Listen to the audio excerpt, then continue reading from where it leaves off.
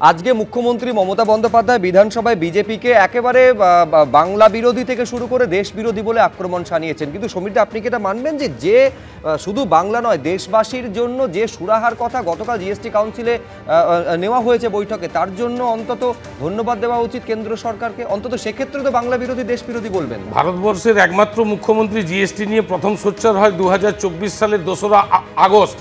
কেন্দ্রীয় অর্থমন্ত্রীকে যে চিঠি দেওয়া হয় সেখানে স্বাস্থ্য এবং জীবন বীমার মানে এই জিএসটি থেকে মুকুব করার জন্য স্বাভাবিকভাবে নিঃসন্দেহে এই সিদ্ধান্ত মুখ্যমন্ত্রী এবং বাংলার জয়।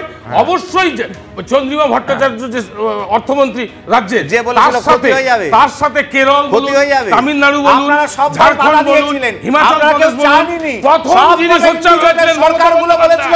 এখন এটুকু বলুন, আজকে প্রধানমন্ত্রী যে কথাগুলো বলছিলেন তার মধ্যে বলছে প্রত্যেক অ্যাকাউন্টে ভারতীয়দের 15 লক্ষ টাকা করে ঢুকিয়ে দেবেন, কৃষকদের আয় দ্বিগুণ হবে, 100টা স্মার্ট সিটি হবে, বছরে 2 কোটি নীতিন গডকরির তরফেও গেছিল এই জিএসটি মকুবের বিষয় নিয়ে। আমি কলতান দাশগুপ্তর কাছে এখানে আসতে যাবো। নিঃসন্দেহে কলতান, তুমিও মানবে যে জিএসটির এই কর কাঠামোয় বদল বা একেবারে মিনিমাইজ করার ক্ষেত্রে সাধারণ মানুষের অনেকটা সুরাহা হবে। আমি বলছি পেট্রোল ডিজেলটাকেও যদি জিএসটির আওতায় আনা হতো সাধারণ মানুষের সুরাহা আরো একটু বেশি হতো। এই বিষয়ে আমার মনে হয় তুমিও একমত হবে। হ্যাঁ, আমার এখানে নোটে লেখাই ছিল এটা, যে এই যা সুরাহা ইত্যাদির কথা এতক্ষণ প্রধানমন্ত্রী তার বক্তৃতায় বলছিলেন, তাতে পেট্রোল ডিজেলটা জুড়ে দিলে তো ভালো হতোই। কথা হচ্ছে অত্যাবশ্যকীয় যে ওষুধ সেটা কেন্দ্রীয় সরকারের লিস্টে আছে 384, তার মধ্যে 33টি ওষুধের দাম কমানো হয়েছে, সাধারণ মানুষের উপকার হবে। বাকিগুলোরও যদি দাম কমানো হয়ে যায় তাহলে আরও বেশি মানুষ, আরও অনেক অংশের মানুষ তারা উপকৃত হতে পারেন, এটা সরকারের দেখা উচিত। আর প্রধানমন্ত্রী যতগুলো কথা বলছিলেন যে আগের সরকার এগুলো করেনি, আমরা করেছি, এটা যে উপদেশটা উনি আমাদের দিয়েছেন যে আমাদের রিলিফের জন্য প্রধানমন্ত্রী যা যা করছেন, তাহলে এইটা 17 সালের যেদিন এইটা জিএসটিটা চালু হলো সেদিন তার এই কথাগুলো কেন মনে পড়েনি, আজকে কেন মনে পড়তে হচ্ছে, এটা একটা প্রশ্ন। আমি আগে আপনাকে উৎসবের সময় একটা ছোট জামা দেবো, তারপরে আপনি ওটা পড়তে পারছেন না বলে আবার ঘুরে দোকান থেকে এনে যদি নতুন প্যাকেটে ওই জামাটাই উপহার দিই, তাহলে তো আপনাকে দুবার উপহার দেওয়াটা হলো না। ফলে এই ক্ষেত্রে অত্যাবশ্যকীয় ওষুধের প্রায় 350 ওষুধ, যেটা নিয়ে এখনও তার দাম আরও বেশি করে গরিব মানুষের, প্রান্তিক মানুষের নাগালে যাওয়ার প্রয়োজন আছে। পেট্রোল ডিজেলের এই দাম যদি কমে, আমরা দেখেছি আন্তর্জাতিক বাজারে পেট্রোল ডিজেলের দাম কমে গেলেও ভারতবর্ষে সেটা কমতে চায় না। প্রশ্ন করছে এটা এত দেরিতে কেন হলো, কিন্তু দের আয় দুরুস্তায় প্রদীপ চট্টোপাধ্যায়। আমি সবাইকে থামালাম। প্রদীপ, দেখুন, জিএসটি যেটা এতক্ষণ ধরে আলোচনা হচ্ছে, সত্যি সাধারণ মানুষ অনেক দিন ধরেই হয়তো এটার জন্য অপেক্ষা করছিলেন, সেটা দিয়েছে ভালো, কিন্তু এটা বুঝতে হবে যে এই সময় টাইমিংটা কেন, টাইমিংটা এই সময় কিন্তু দেখতে হবে যে আন্তর্জাতিক ক্ষেত্রে কিন্তু ডোনাল্ড ট্রাম্প তিনি একটা শুল্ক চাপিয়েছেন ভারতের ওপরে, ফলে সেই জায়গা থেকেও কিন্তু এটার একটা দাবি রয়েছে যে কেন আজকে জিএসটি যে কর কাঠামোর যেটা জিএসটি স্ল্যাব কমে গেছে, খুব ভালো কথা, অনেক কিছু হয়তো আরও আগামী দিনে কমবে, কিন্তু টাইমিংটা বুঝতে হবে যে টাইমিংটা এই সময় কেন হলো। তার কি অন্য কোনো ব্যাখ্যা আছে, রাজনৈতিক ব্যাখ্যা? তার কারণ এতদিন তো পূর্ণ ক্ষমতায় ছিল, জোট শরিকও ছিল না, তার কারণ হচ্ছে এখন তো এইখানে আমাদেরকে বেশি উৎপাদন করতে হবে। মানুষের দৃষ্টিকোণ থেকে অনির্বাণ দত্তের কাছে দুটো পার্টে প্রশ্ন। এক হচ্ছে লাইফ ইন্স্যুরেন্স এবং মেডিক্লেমের ক্ষেত্রে জিএসটি 0 হয়ে যাওয়া, তার সরাসরি সুফল সাধারণ মানুষ পাবেন কিনা, এবং দ্বিতীয়ত রাজস্বতে যে প্রভাব পড়বে সেখানে কোনো প্রভাব সাধারণ মানুষের উপর পড়বে না তো? দেখো সুব্রজিৎ, প্রথমে একটা কথা বলি যে এখানে যে রাজনৈতিক বাদ বিতণ্ডা হচ্ছে, আমি বলবো আজকের দিনে দাঁড়িয়ে কালকে নির্মলা সীতারামন যে স্পিরিটে প্রেস কনফারেন্সটা করেছে সেটা কিন্তু একদম সত্যি কথা বলছি, বৈচিত্র্যের মধ্যে ঐক্য, ভারতবর্ষের যে বিশেষত্ব সেটাকে কিন্তু জাহির করেছেন উনি। আজকেও এখানে যারা আছেন তাদেরকে বলবো সব কিছু ভুলে গিয়ে এটাকে ওয়েলকাম করার কথা, বেটার লেট দ্যান নেভার, এবং এটার সুফল যাতে প্রত্যেকে পায়। জীবন বিমা এবং স্বাস্থ্য বিমাতে সুব্রজিৎ তুমি যেটা দিয়ে শুরু করেছিলে, এই আয়কর কাঠামোতে কিন্তু নতুন আয়কর কাঠামোতে কিন্তু এই লাইফ ইন্স্যুরেন্স করলে বা আপনি যদি স্বাস্থ্য বিমা করেন তার জন্য কোনো ডিডাকশন ছিল না, এবং সরকার চাইছিল মানুষ যাতে নতুন কর কাঠামোতে অভ্যস্ত হয়ে ওঠে। এবং সাধারণভাবে মানুষ যখন মেডিক্লেম করছিলেন বা জীবন বিমা করছিলেন তাতে 18% হারে জিএসটি দিতে হচ্ছিল। এমনিতেই আপনি দেখবেন মেডিক্লেমের প্রিমিয়াম বাড়ছে এবং একটা মধ্যবয়স্ক লোককে একেবারে সাধারণ মানুষের সুরাহা কোন ক্ষেত্রে হচ্ছে, কতটা হচ্ছে, কত দিনে তারা পাচ্ছেন, নিঃসন্দেহে সেদিকে নজর থাকবে। পাশাপাশি আরও একটি গুরুত্বপূর্ণ খবর সেদিকে নজর রাখতে হবে, সেটা হচ্ছে শিক্ষক। যে শিক্ষক 26,000 যাদের চাকরি চলে গেছে তাদের মধ্যে যারা অযোগ্য, আজকে মুখ্যমন্ত্রী সেই অযোগ্যদের বেচারা বলছেন। আমি দেখাতে চাইবো আজকে যে অনুষ্ঠানে মুখ্যমন্ত্রী বলছেন যে দাগি অযোগ্যদের গ্রুপ সিতে চাকরি করে দেওয়ার আশ্বাস তিনি দিচ্ছেন। বেচারা শিক্ষক শিক্ষিকারা কাজ করেও অযোগ্য প্রমাণিত হয়েছে, হয়তো কোর্টের নির্দেশে তারা শিক্ষক হতে পারবেন না, তারা যাতে গ্রুপ সিতে চাকরি পান তার জন্য আইনি মতামত নেব। কি বলেছেন মমতা বন্দ্যোপাধ্যায় দেখাবো।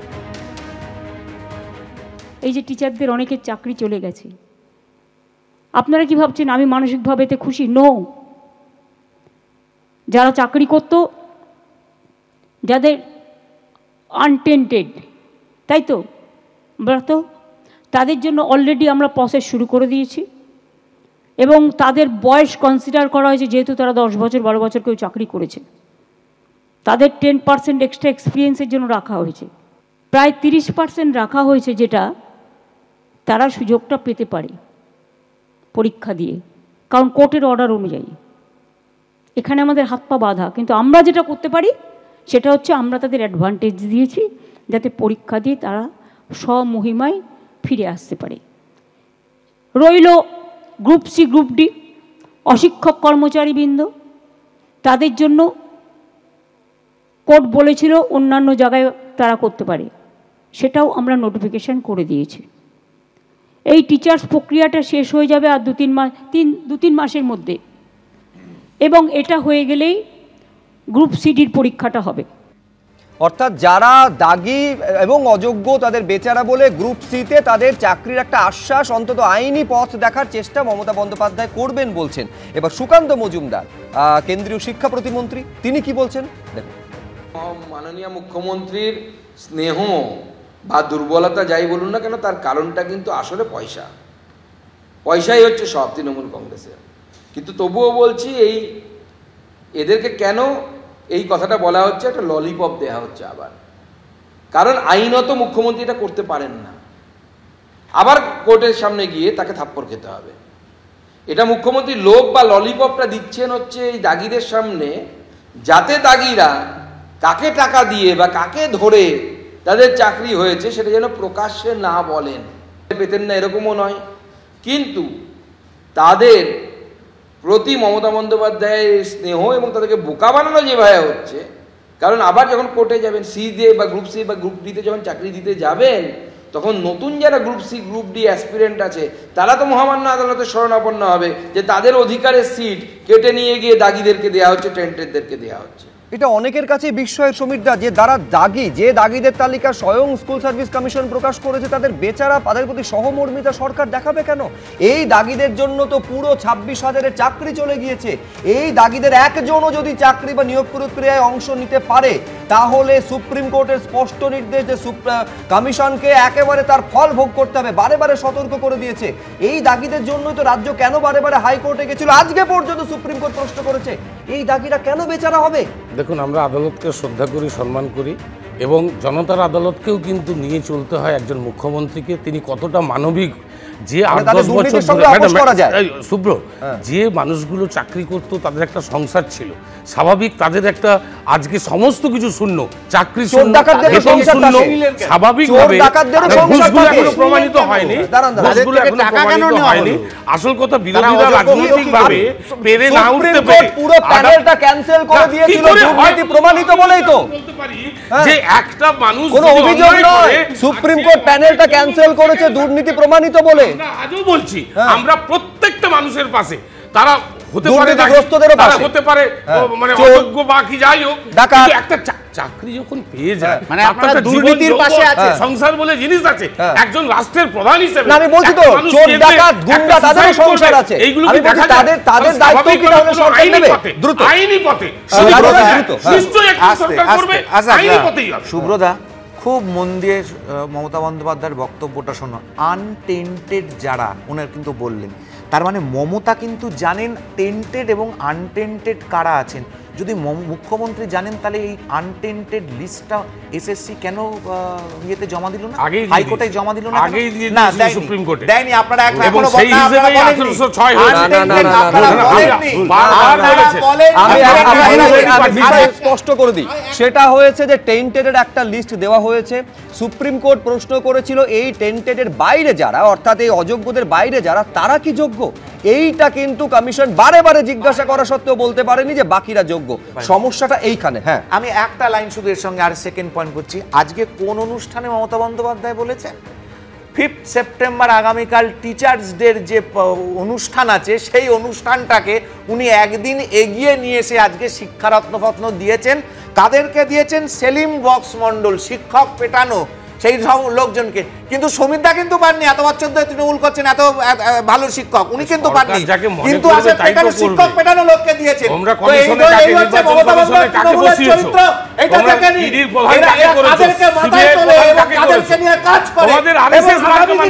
মমতা বন্দ্যোপাধ্যায় থাকলে 15ই আগস্ট এগিয়ে এসে 14ই আগস্ট হয়ে যাবে, 26শে জানুয়ারি, 23শে জানুয়ারি পালনিত হবে, 24শে জানুয়ারি পালন করা হবে। আমি কলতানের কাছে আসার আগে আমি দর্শকদের দেখাবো, মমতা বন্দ্যোপাধ্যায় এই অনুষ্ঠান থেকেই বলছেন যে যোগ্য চাকরিহারাদের জন্য প্রক্রিয়া শুরু হয়েছে। আমরা বয়সের দিকটা কনসিডার করেছি, আমাদের হাত পা বাঁধা, আমরা অনেক কিছু অ্যাডভান্টেজ দিয়েছি যাতে পরীক্ষা দিয়ে তারা স্বমহিমায় ফিরে আসতে পারে। দেখাবো কি বলেছেন মমতা বন্দ্যোপাধ্যায়। আর রইল পড়ে আমার হাতে আরও কিছু, যারা বেচারা টিচারিতে কাজ করেও আজকে অযোগ্য প্রমাণিত হয়েছে।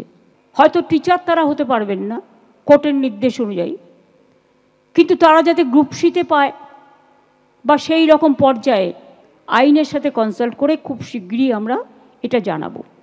আমি কাউকে হতাশ হতে বারণ করব, তার কারণ আমাদের সরকার হচ্ছে মানবিক সরকার এবং আমাদের দৃষ্টিভঙ্গি অলওয়েজ আমরা পলিটিক্যালি দেখি না, আমরা মানবিকভাবে দেখি।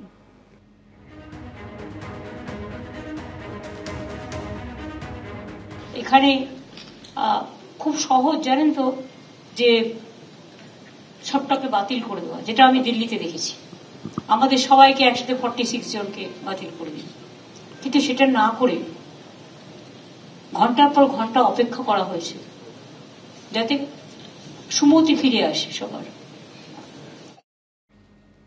আমি কলতান দাশগুপ্তের কাছে আসবো। আজকে অত্যন্ত গুরুত্বপূর্ণ কলতান, সুপ্রিম কোর্ট রাজ্যের অ্যাডভোকেট জেনারেলকে উদ্দেশ্য করে বলছে, the advocate general is appearing in high court for tainted candidates. Court বিস্মিত হচ্ছে, তারপরে বলছে what kind of blue white candidates are they, মানে তারা ঠিক কতটা কার্যত ভাগ্যবান, রাজ্যের চোখে ঠিক কতটা তারা সবেধন নীলমণি। তারপরে কোর্ট বলছে ইটস শকিং, বিচারপতিরা পর্যন্ত স্তম্ভিত হয়ে যাচ্ছেন যে দাগিদের হয়ে কিভাবে হাইকোর্টে রাজ্য অ্যাপিয়ার করতে পারে, আর সেই দাগিরা বেচারা। গোটা দেশে পশ্চিমবাংলার যে বদনাম এই সরকার করে যাচ্ছে, আগামী 50 বছরের তুলনা মেলা ভার হবে। কথাটা হচ্ছে আজকের মুখ্যমন্ত্রীর এই বক্তৃতার দুটো দিক আছে বলে আমার মনে হচ্ছে। এক তো উনি এই যারা অযোগ্য আছেন, যারা এখন ভাবছেন যে সুপ্রিম কোর্টে যাব কি মামলা করব না কি করব, তাদের সামনে একটা বার্তা দিয়ে রাখলেন যে আমি তোমার ব্যাপারটা দেখছি, তুমি কাকে টাকা দিয়েছো সেই নামগুলো দয়া করে কোনো মিডিয়ার সামনে বলো না, এক। এবং 2 নম্বর হচ্ছে এইটা আগে থেকে ঘোষণা করে দিয়ে উনি ভবিষ্যতে যারা যোগ্য চাকরি প্রার্থী গ্রুপ সি গ্রুপ ডির তাদেরও মামলা করার একটা রাস্তা খুলে রাখলেন। কারণ তৃণমূল নেতাদের স্পষ্ট দেখছেন, তারা বলছেন যে তো কোর্টের ব্যাপার আমরা জানি না, কোর্ট কিন্তু সুমোটো মামলা করেনি, যোগ্য চাকরি প্রার্থীরা কোর্টে গেছে, কোর্ট সবার মতামত শুনে তারপর অযোগ্যতার কথা বলেছে। মানবিকতার সঙ্গে দুর্নীতিকে মিশিয়ে দেওয়ার চেষ্টা সমীর চট্টোপাধ্যায় করবেন না। আমি কোর্টের অবজারভেশনটা একটুখানি বললাম, পুরোটা বলি। আজকে যেটা হয়েছে, ওএমআর আজকে একেবারে রাজ্য এবং এসএসসিকে রীতিমতন ভর্ৎসনা করেছে কোর্ট। বলছে ওএমআর কারচুপি করে প্রার্থীদের জীবন নষ্ট করে এখন দাগিদের সুযোগ দিচ্ছেন। এরা কোন ধরনের নয়নের মণি ছেলে মেয়ে? এই দাগিদের হয়ে আদালতে সওয়াল করছেন অ্যাডভোকেট জেনারেল। ওএমআরে কারচুপি করে আপনারা প্রার্থীদের জীবন নষ্ট করে দিয়েছেন, এখন আপনারা আবার দাগি প্রার্থীদের সুযোগ দিচ্ছেন। রাজ্য সরকার এবং এসএসসিকে আজ ফের ভর্ৎসনা করেছে সর্বোচ্চ আদালত। আমি প্রদীপ চট্টোপাধ্যায়ের কাছে এইখানে আসতে চাইবো। প্রদীপদা, আমি বলছি এই যারা দাগি 1806 জনের তালিকা প্রকাশিত হয়েছে, সম্ভবত 300 বা 350 জন এই প্রার্থী এই লিস্টকে চ্যালেঞ্জ করে হাইকোর্টে গেছিল, পুরো আবেদন খারিজ করে দিয়েছে। তারপরেও ঠিক কোন জায়গা থেকে আমি বলছি বারবার কখনো দাগিদের যাতে পরীক্ষায় বসার সুযোগ দেওয়া হয় তার জন্য আবেদন করেছে সিঙ্গেল বেঞ্চ থেকে ডিভিশন বেঞ্চ, কখনো রাজ্যের চোখে এরা কার্যত সহমর্মিত। এই ছবিটা বারে বারে ফিরে ফিরে আসছে কেন? আমি বলছি দায়বদ্ধতা ঠিক কোথায় রয়েছে? না দেখুন, দায়বদ্ধতা এই জায়গাটাতেই যে নিজেদের যে গাফিলতি, সেই গাফিলতিটা যেন মানুষের যখন ভোট দেবে সেই ভোট বাক্সে যাতে প্রতিফলিত না হয় তার জন্য আপ্রাণ চেষ্টা।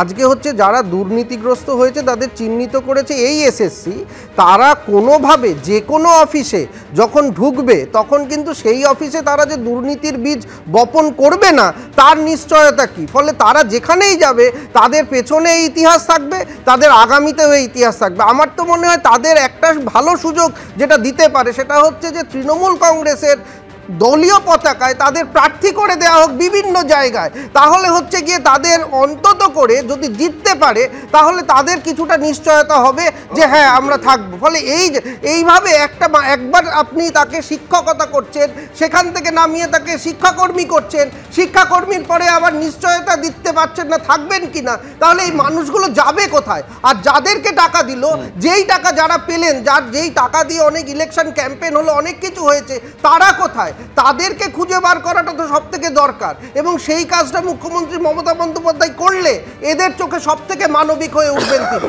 ফলে সেই কাজটা দ্রুততার সাথে করা হোক একেবারে। এবং এইরকম একটা আবহে আমি দর্শকদের বলবো 7 তারিখ এবং 14 তারিখ এসএসসি 9, 10 এবং 11, 12 পরীক্ষা আছে। সেইটা কতটা ত্রুটিমুক্ত এবং অভিযোগকে দূরে সরিয়ে রেখে করতে পারে এসএসসি, নিঃসন্দেহে সেদিকে নজর থাকবে। আর এই রকম একটা পরিস্থিতির মধ্যে এই মুহূর্তের খবর, আগামী 10 তারিখে সমস্ত রাজ্যের সিইও, মুখ্য নির্বাচনী আধিকারিকদের জাতীয় নির্বাচন কমিশন তলব করেছে। কি কারণে তলব? আমার সহকর্মী অমৃতা আপনাদের নিউজরুম থেকে বিস্তারিত বলতে পারবে। অমৃতা। একেবারে সুপ্রজিৎ, যে খবর পাওয়া যাচ্ছে যে বিহারের পর এবার এসআইআর এর প্রস্তুতি শুরু হয়ে গেল। আগামী 10 তারিখ অর্থাৎ 10ই সেপ্টেম্বর সমস্ত রাজ্যের সিইও কে তলব করা হয়েছে। নির্বাচন কমিশন তলব করেছে সমস্ত রাজ্যের সিইও কে, এবং সব রাজ্য কেন্দ্রশাসিত অঞ্চলের সিইও কে তলব করা হয়েছে দিল্লিতে। এসআইআর এর প্রস্তুতি নিয়ে আলোচনা হবে এমনটাই জানা যাচ্ছে। আর কি জানা যাচ্ছে নির্বাচন কমিশন সূত্রে? রুমা পাল প্রতিনিধি রয়েছেন আমাদের সঙ্গে টেলিফোন লাইনে। রুমা।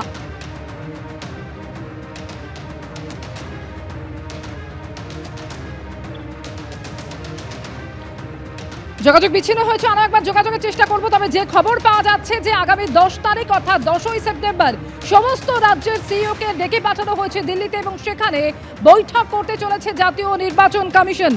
এসআইআর এর প্রস্তুতি নিয়ে আলোচনা করবে জাতীয় নির্বাচন কমিশন, এবং বিহারের এসআইআর নিয়েও আলোচনা হবে, প্রেজেন্টেশন দেবেন বিহারের সিইও। রুমা পাল প্রতিনিধি আরো একবার যোগাযোগ করতে পেরেছে। রুমা, আগামী 10 তারিখ অর্থাৎ 10ই সেপ্টেম্বর সমস্ত রাজ্যের সিইও কে ডেকে পাঠানো হয়েছে। কি জানা যাচ্ছে বৈঠক সম্পর্কে? কি কি বিষয় নিয়ে আলোচনা হতে পারে? দেখো, 10ই সেপ্টেম্বর সমস্ত রাজ্যের সিইওদের তলব করা হয়েছে নির্বাচন কমিশন, সেই বৈঠক ডেকেছে, এবং অবশ্যই বিহারের যিনি সিইও থাকবেন তিনি প্রেজেন্টেশন দেবেন কিভাবে ইমপ্লিমেন্ট করা হয়েছে এসআইআর। এবং যেহেতু সমস্ত রাজ্য এবং ইউনিয়ন টেরিটরির সমস্ত সব সিইওদেরই ডাকা হয়েছে, এটাই মনে করা হচ্ছে সব দেশ জুড়েই কিন্তু পরবর্তীতে যে হবে সেটা এসআইআর হবে। যেহেতু আনুষ্ঠানিকভাবে এখনো ঘোষণা করা হয়নি নির্বাচন কমিশনের তরফ থেকে, কিন্তু এই এসআইআর এর প্রস্তুতি কেমন হয়েছে সেক্ষেত্রে জানিয়ে রাখি এই রাজ্যের ক্ষেত্রে অবশ্যই এই রাজ্যের প্রস্তুতি কেমন রয়েছে, কতটা এসআইআর শুরু হলে এবং তারা কতটা প্রস্তুত রয়েছে সে সমস্ত কিন্তু পুঙ্খানুপুঙ্খ তথ্য কিন্তু সিইও কে দিতে হবে।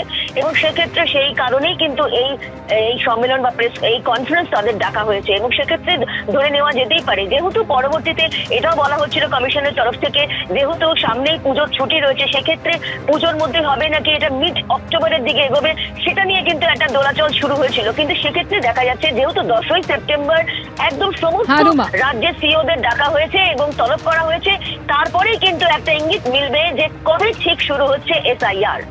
ধন্যবাদ রুমা। ভিনরাজ্যে বাঙালি হেনস্থা এবং জানে বিধানসভার বিশেষ অধিবেশন, এবং সেই অধিবেশনে সংঘাতে জড়ালো শাসক বিরোধী দুপক্ষ।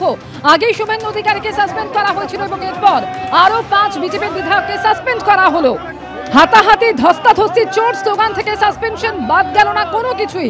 বিধানসভায় শাসক এবং বিরোধী এভাবেই বেনজির সংঘাতে জড়ালো। মুখ্যমন্ত্রীর ভাষণের সময় টানা চোর চোর স্লোগান দিল বিজেপি। পাল্টা স্লোগান তুলে নরেন্দ্র মোদী, অমিত শাহকে চোর বললেন মুখ্যমন্ত্রী। একই দিনে সাসপেন্ড করা হলো বিজেপির 5 বিধায়ককে, শঙ্কর ঘোষ, অগ্নিমিত্রা পাল, মিহির গোস্বামী, অশোক দিন্দা এবং বঙ্কিম ঘোষকে সাসপেন্ড করা হয়। বাঙালি হেনস্থা ইস্যুতে আলোচনা আছে বিধানসভার বিশেষ অধিবেশন। আর সেই বিশেষ অধিবেশনেই একেবারে নজিরবিহীন সংঘাতে জড়ালো শাসক বিরোধী দুপক্ষই।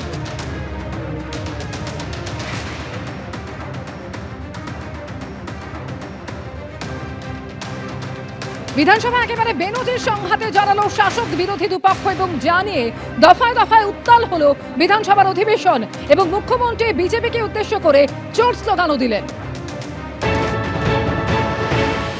মোদি চোর, বিজেপি চোর, মোদি চোর, বিজেপি চোর, মোদি চোর, বিজেপি চোর, মোদি চোর, বিজেপি চোর, সবাই স্লোগান দাও, মোদি চোর, বিজেপি চোর, মোদি চোর, বিজেপি চোর, মোদি চোর, বিজেপি চোর, মোদি চোর, বিজেপি চোর, অমিত শাহ চোর, অমিত শাহ চোর, অমিত শাহ চোর, অমিত শাহ চোর, অমিত শাহ চোর, অমিত শাহ চোর, মোদি চোর, বিজেপি চোর, মোদি চোর, বিজেপি চোর, সব কটা চোর, সব কটা চোর, চোরেদের দল, ডাকাতদের দল। এই তুমি আর কথা বলো না, তুমি তৃণমূল করতে তাপস, তুমি তৃণমূল করতে, তোমার লজ্জা থাকা উচিত। তোমার অনেক গোড়ামড়ি হয়নি, টাকার ব্যাপার ছিল। আর একজন যিনি বড় নেতা হয়েছেন এখানকার, তিনি 3টে রাজনৈতিক দলে গেছেন, 3বার দল পরিবর্তন করেছেন, একবার কংগ্রেস, একবার কি সমাজবাদী নাকি, আর একবার করেছে তৃণমূল, আর একবার করেছে বিজেপি। 4টে পার্টি বদলে আমাদের জ্ঞান দিচ্ছে শোনা, 4টে পার্টি বদল করেছে। বদলুদের দল, বদলুদের দল। পরিবর্তন চাই বাংলায়, পরিবর্তন কি? বিজেপি হটাও, দেশ বাঁচাও, বিজেপি হটাও, দেশ বাঁচাও। বন্ধুরা, আমার সব যারা বিধানসভার বন্ধু, দুপক্ষকেই বলছি থ্যাংক ইউ সো মাচ। আপনারাই বলে দিলেন মোদি চোর, গদি চোর। এটা আপনাদের মুখ দিয়ে শোভা পায় না, উনি আপনাদের নেতা। আমরা এখনো এ কথা বলতে সাহস পাইনি। আপনারা কখন কি বলছেন আর কখন কি করছেন সেটা নিজেরাই জানেন না। আসলে আপনারা রাজনৈতিকভাবে কোনো রাজনীতি শিক্ষা পাননি। আপনারা শুনলেন যে বিজেপিকে উদ্দেশ্য করে মুখ্যমন্ত্রী মমতা বন্দ্যোপাধ্যায় তিনি চোর স্লোগান দিলেন বিধানসভায় এবং জানিয়ে মুখ্যমন্ত্রীকে নিশানা করেছেন শুভেন্দু অধিকারী এবং এক্ষেত্রে তিনি টেনে এনেছেন রাহুল গান্ধীর সাজাল প্রসঙ্গ। সোশ্যাল মিডিয়ায় নিয়ে পোস্ট করেছেন শুভেন্দু অধিকারী এবং সেই পোস্টে তিনি লিখেছেন, সব চোরদের পদবি মোদি কেন হয়? এই মন্তব্যের জন্য সাজা হয় রাহুল গান্ধীর। অপরাধমূলক অবমাননার দায়ে রাহুল গান্ধীকে দোষী সাব্যস্ত করে আদালত। মোদি সম্প্রদায়কে অবমাননা করেছিলেন রাহুল গান্ধী। আজ বিধানসভায় মুখ্যমন্ত্রীও সেই মোদি চোর স্লোগান তুলেছেন। কেন মুখ্যমন্ত্রীর বিরুদ্ধে ব্যবস্থা নেওয়া হবে না? উনিও একই অপরাধ করেছেন, মোদি সম্প্রদায়কে অবমাননা করেছেন। যখন নজির রয়েছে তখন মুখ্যমন্ত্রীর বিরুদ্ধে ব্যবস্থা নেওয়া উচিত স্পিকারের। শুভেন্দু অধিকারী কি বলেছেন এর প্রসঙ্গে শোনাবো আপনাদের। অমিত শাহজি চোর, মোদি চোর, যে ভাষা আপনারা শুনেছেন আমরা এটা মেনে নিতে পারি না। আমরা জগৎ প্রকাশ নাড্ডাজি বিজেপির ন্যাশনাল প্রেসিডেন্ট ফোন করে শঙ্কর ঘোষ, বঙ্কিম ঘোষ সকলের স্বাস্থ্যের খবর নিয়েছে, বলেছে লড়তে রহো। আমরা ন্যাশনাল বিজেপি যে আমাদেরকে পুরো সাপোর্ট দিচ্ছেন তার জন্য কৃতজ্ঞতা জ্ঞাপন করি। এবং মোদি একটি সারনেম, এই মোদি সারনেমের লোকেরা গোটা পৃথিবীতে আছে, গুজরাটে বেশি সংখ্যায় আছে, পশ্চিমবঙ্গেও আছে। আজকে তাদেরকে মোদি চোর বলা হয়েছে। মোদি চোর, এই মোদি চোর বলতে গিয়ে রাহুল গান্ধীর মেম্বারশিপ গেছিল আপনারা জানেন। আমি মোদি কমিউনিটির লোকেদেরকে বলবো মমতার বিরুদ্ধে বিএনএস এর অন্তর্গত যাতে এফআইআর করে এবং চোর মমতার বিরুদ্ধে লড়াই করে।